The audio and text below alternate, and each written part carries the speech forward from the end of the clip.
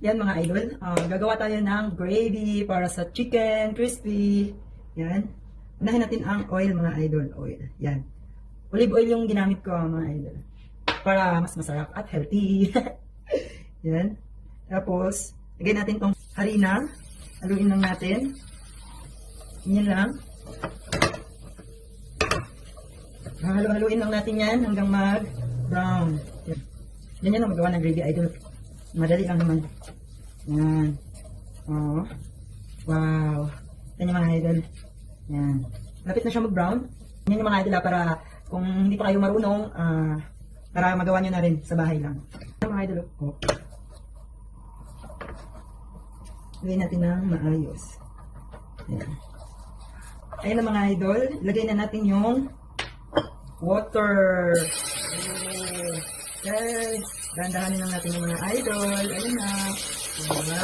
Ayun mga idol. Yan. Halo-haloin lang natin para madurog. Yan. Ano yung nilagay ko na yan, idol? Bitstock. Yan. Ganyan lang mga idol. Kita mo? Hindi pa yan tapos sa mukhang gravy na. Ayan na mga idol. Lagyan na natin siya ng soy sauce. Ayan. Pampalasa. Yan. Tapos, isunod na natin yung meth, pangpasarap. Yan na siya mga idol. Wow. Masarap.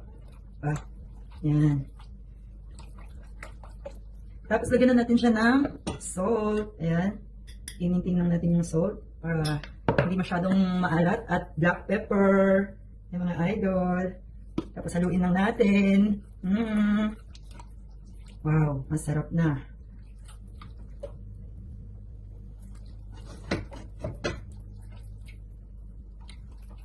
Ayan na idol, at dito na nagtatapos ang gravy natin. Ayan, gravy. Wow.